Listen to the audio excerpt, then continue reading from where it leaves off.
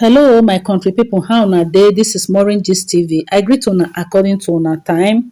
My people, oh, this na real breaking news. Oh, the Ooni of Ife wife, Olori Naomi, announced divorce from Monarch, which is the Ooni of Ife.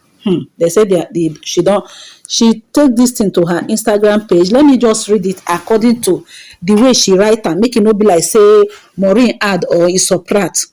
Maureen add or Isoprat. So yeah, they say Olori Naomi, the wife of the Ooni of Ife, Adeyeye Ogunsi, on Thursday announced that I shall no longer be referred as a wife to the Ooni of Ife or as a queen of Ile-Ife. Now, wow. I blessed, now may I continue the reading.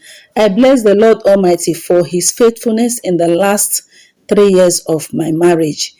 In life journey, it isn't how far, it's how well. Indeed, though Satan should buffet if trial should come, I have this blessed assurance controlling all situation and saying to me, it is well with my soul.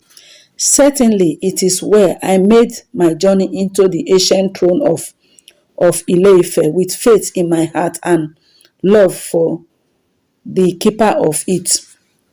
Few impression I would love to correct.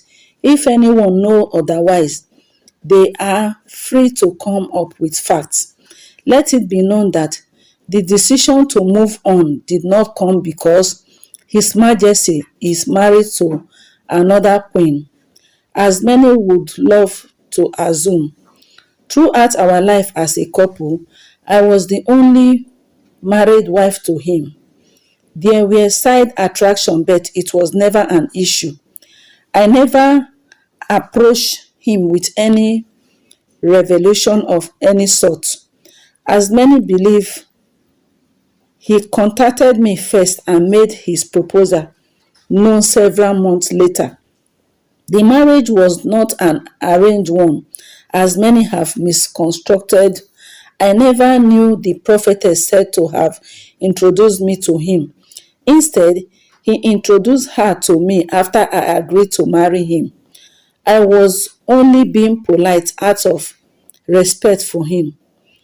I have never been pregnant all my life before Tadenikawo. My son is my first ever pregnancy with medical reports to back it up. The girl who is said to be my daughter is my niece. I did my best to endure and make it work. Many times I smiled through the struggle, but I have finally realized I had just one assignment, my son. And when God is done, he is done.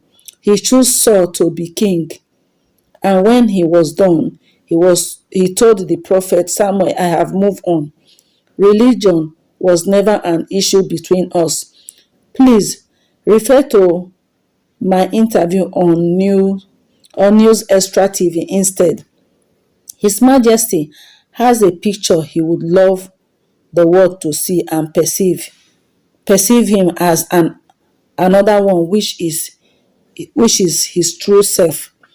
Today, I announce the beginning of new dawn and the close of a chapter today. I am a mother to God's unique gifts. I am no longer a slave to my thoughts of perfection.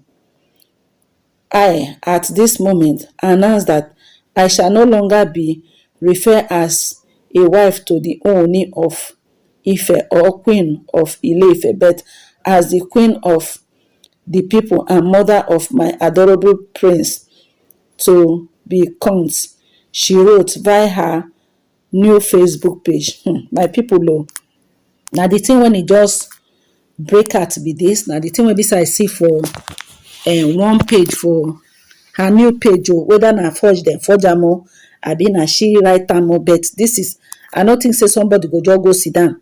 They write this thing about Olori Naomi. Now the thing wey this I see be that.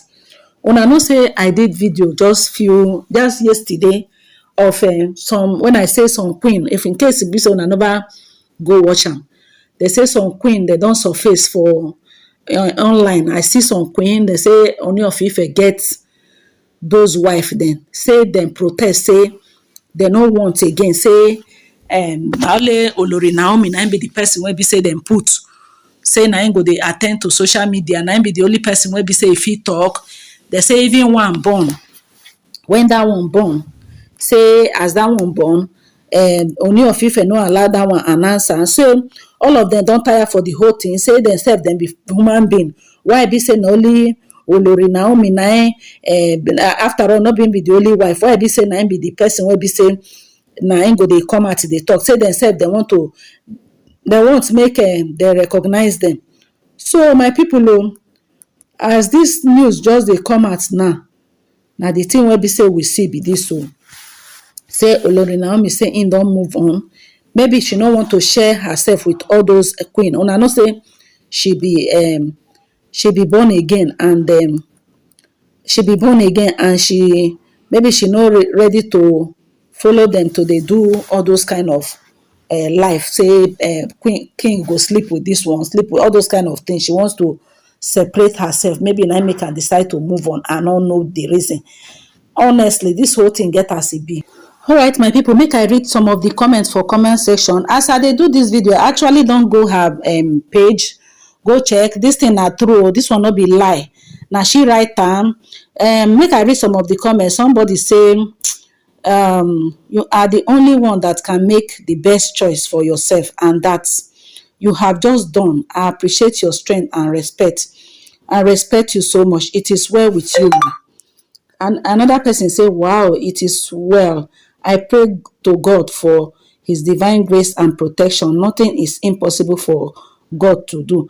And I believe him can do whatever no man can do.